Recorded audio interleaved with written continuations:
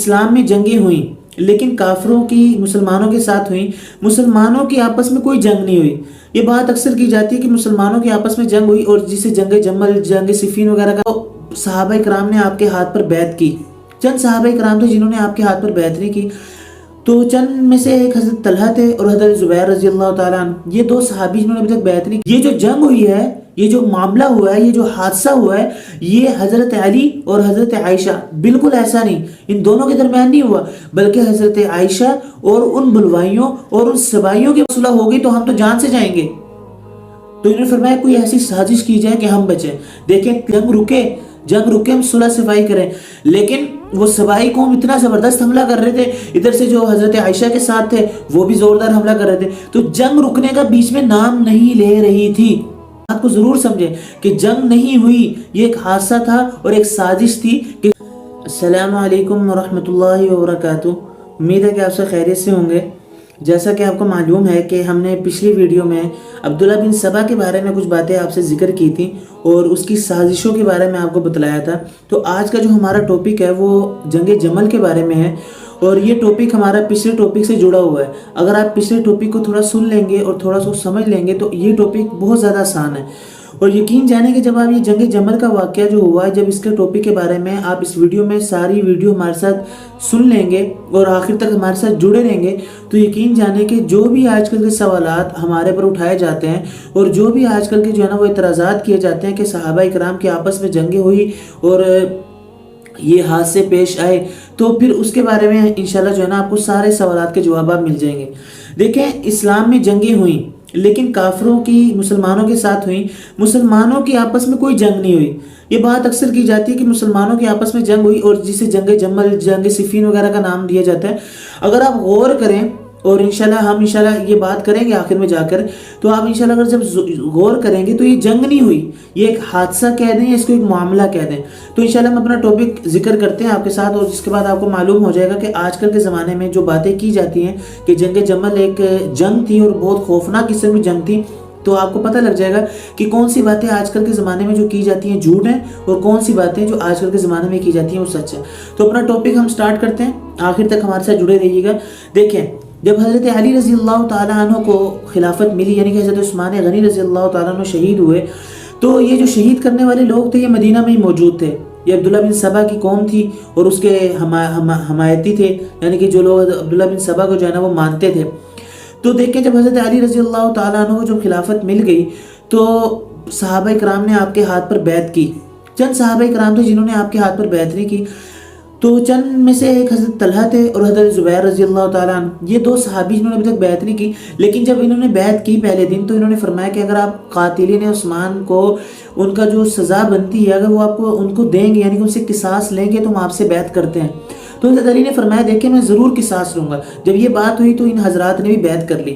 اگلے دن دوسرے دن یہ پھر دوبارہ آئے، ان حضرات نے فرمایا کہ آپ نے کہا تھا کہ میں قصاص لوں گا، تو حضرت علی رضی اللہ تعالیٰ نے فرمایا کہ دیکھیں ابھی حکومت مضبوط ہونے دیں، سنبھلنے دیں، یہ جو بلوائیوں کا زور ہے، یہ سبائیوں کا جو زور ہے، اس کو تھوڑا کم ہونے دیں، پہلے میں مستحکم حکومت بنا لوں، انشاءاللہ میں ضرور جو ہے وہ قصاص لوں گا۔ یہ بات تو حضرات کے درمیان طے ہو گئی، لیکن حضرت زبیر اور حضرت طلحہ کا آنا جانا مدینہ والوں کو تشویش میں مبتلا کر رہا تھا۔ اور دوسری بات یہ کہ قصاص کیوں نہیں لیا جا رہا تھا؟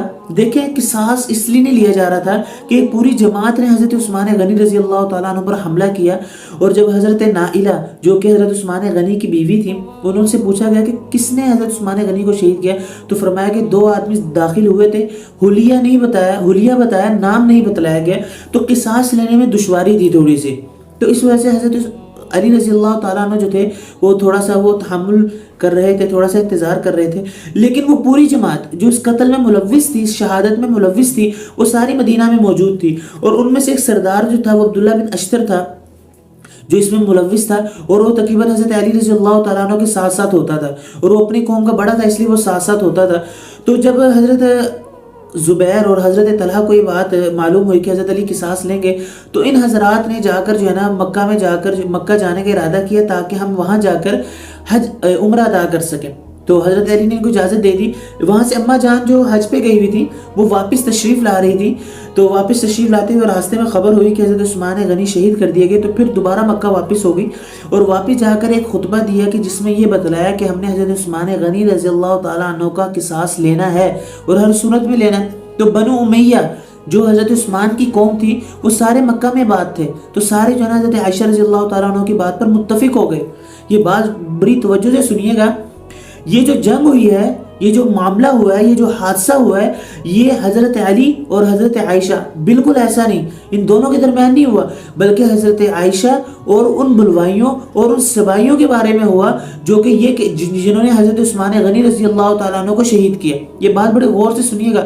اور یہ جو بلوائی تھے، یہ جو سبائی تھے، عبداللہ بن سبا کے ماننے والے تھے، یہ حضرت علی رضی اللہ تعالیٰ عنہ کے ساتھ تھے. اب اس طرح معاملہ چلتا رہا تو یہ جو طلحہ، حضرت طلحہ اور حضرت زبیر یہ بھی مکہ تشریف لے آئے. تو اماں جان کے ساتھ یہ بھی مل گئے رضی اللہ تعالیٰ عنہ کے ساتھ. تو ان حضرات نے پہلے یہ طے کیا کہ ہم بصرہ جاتے ہیں، بصرہ جا کر ہماری جو جماعت ہے وہ اور زیادہ مضبوط ہو جائے گی، پھر جا کر ہم اس سبائیوں پر ان پر حملہ کریں گے. تو یہ بات طے ہوئی. ان حضرات نے بصرہ کا سفر باندھا، بہت سے راستے، بہت سے قبیلے ساتھ جڑتے رہے. تو یہ حضرات بصرہ پہنچ گئے. تو ادھر سے حضرت علی رضی اللہ تعالیٰ عنہ کو جب یہ بات معلوم ہوئی تو حضرت علی رضی اللہ تعالیٰ عنہ جو ہے نا یہ بصرہ بھی یہاں یہ اپنا لشکر لے کے جو ہے وہ بصرہ آ گئے. اب دیکھیں حضرت علی رضی اللہ تعالیٰ عنہ کا جو لشکر تھا اس میں عبداللہ بن سبا بھی تھا جس نے یہ تمام سازش کی ہوئی تھی. یہ عبداللہ بن سبا بھی حضرت علی رضی اللہ تعالیٰ عنہ کے لشکر میں موجود تھا. اب دیکھیں اب یہاں پر آ کر تاریخ اور چند لوگ یہ بات کرتے ہیں کہ دیکھیں دو صحابہ آپس میں جو ہے نا وہ کیا کہتے ہیں آپس کے مقابلے میں آ گئے، ایک دوسرے کے مد مقابل آ گئے. تو لہٰذا ایک غلط ہوگا اور ایک صحیح ہوگا جیسے کہ دنیا میں دیکھا جاتا ہے. یقین جانیں یہاں سے آگے میں وہ سٹوری بتانے لگا ہوں کہ جس کے بعد آپ کو معلوم ہو جائے گا کہ ضروری نہیں ہے کہ کوئی غلط اور کوئی صحیح ہو. آپ ہمارے ساتھ ضرور جڑے رہیے گا. اور یہ بات توجہ سے سننے کی ہے کہ جب یہ دونوں آپس میں دونوں لشکر ادھر بھی صحابہ ادھر بھی صحابہ آپس میں جب آمنے سامنے بیٹھے تو حضرت علی نے حضرت قعقاع رضی اللہ تعالیٰ عنہ کو سفیر بنا کر بھیجا کہ جائیں اماں جان سے اور حضرت طلحہ اور حضرت زبیر سے جا کے بات کریں. حضرت قعقاع رضی اللہ تعالیٰ عنہ جو تھے یہ بہت زیادہ سمجھدار اور ہوشیار تھے. اللہ رب العزت نے ان کو بہت زیادہ ذہین بنایا تھا. یہ گئے، انہوں نے سب سے پہلے فرمایا اماں جان سے اماں جان آپ کا مطالبہ کیا ہے؟ اماں جان نے فرمایا ہمارا صرف یہ مطالبہ ہے کہ قرآن کے مطابق فیصلہ کیجئے، یعنی کہ قصاص لیجئے. تو حضرت قعقاع رضی اللہ عنہ نے فرمایا کہ دیکھیں اماں جان ہم ضرور قصاص لیں گے، پہلے خلافت تو مستحکم ہو جائے. اور حضرت علی رضی اللہ تعالیٰ عنہ کا بھی یہی قول ہے، یہی مذہب ہے، میں ان کی ترجمانی کر رہا ہوں. تو جب اماں جان نے یہ بات سنی تو فرمایا کہ پھر ہمارا آپس میں لڑائی جھگڑا کس چیز کا؟ یہ دیکھیں یہ دونوں جب صحابہ متفق ہو گئے، حضرت علی بھی متفق ہو گئے اور حضرت اماں جان بھی متفق ہو گئی اور حضرت طلحہ زبیر جو کہ اماں جان کے ساتھ تھے وہ بھی متفق ہو گئے. تو یہ دونوں متفق ہو گئے. تو اس طرح جب دونوں اپنے لشکر میں چلے گئے، حضرت علی نے جب حضرت قعقاع رضی اللہ تعالیٰ عنہ کو اپنے پاس دوبارہ بلایا اور ان سے بات سنی کہ اماں جان نے حضرت طلحہ حضرت زبیر نے کیا کہا، تو فرمایا کہ وہ کہہ رہے ہیں کہ ہم نے قصاص لینا اور میں آپ کی طرف سے یہ بات رکھ آیا ہوں کہ آپ بھی قصاص لیں گے. تو حضرت علی نے فرمایا کہ انہوں نے بات مان لی. فرمایا جی بالکل مان لی. حضرت علی بہت زیادہ خوش ہوئے. اچھا یہ دونوں لشکر آپس میں جب بیٹھے رہے بصرہ کے مقام پر تو 3 دن ہو گئے کسی نے کوئی حملہ نہیں کیا. 3 دن ہو گئے کسی نے کوئی حملہ نہیں کیا، جنگ نہیں ہوئی. اب جو سبائیوں کی جو قوم تھی، اصل بات یہاں سے شروع ہونے لگی ہے حاضرین. آپ دیکھیں کہ کیسی سازش ہوئی. جو سبائی قوم جو بیٹھی ہوئی تھی انہوں نے کہا اگر ان دونوں کی صبح صلح ہو گئی، کیونکہ تیسرے دن کے بعد صبح طے تھا کہ صلح نامہ لکھ دیا جائے گا، ہم قصاص لیں گے، ہماری حکومت مستحکم ہو جائے. تو سبائیوں نے کہا اگر یہاں پر ہمارا صبح صلح ہو گئی تو ہماری خیر نہیں ہے، کیونکہ ہم پکڑے جائیں گے. ہم نے حضرت عثمان کو نعوذ باللہ جو ہے نا وہ قتل کیا، کیونکہ وہ واقعی میں انہوں نے قتل کیا تھا بلکہ شہید کیا. تو یہ وہ لوگ تھے کہ جنہوں نے حضرت عثمان غنی رضی اللہ تعالیٰ عنہ کو جو ہے نا وہ شہید کیا. اگر ہم صبح صلح ہو گئی تو ہم تو جان سے جائیں گے. تو انہوں نے فرمایا کوئی ایسی سازش کی جائے کہ ہم بچیں. دیکھیں تیسرا دن غروب ہوا، سورج غروب ہوا.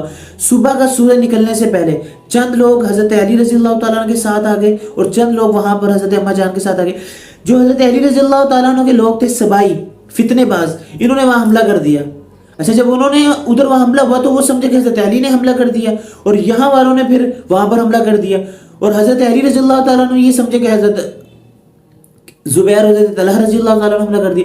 اس طرح جنگ شروع ہو گئی. اب یقین جانیں یہ باتیں آج کل کی ہی نہیں چاہتی کہ بھائی جنگ شروع کیوں ہوئی، یہ لڑائی شروع کیوں ہوئی.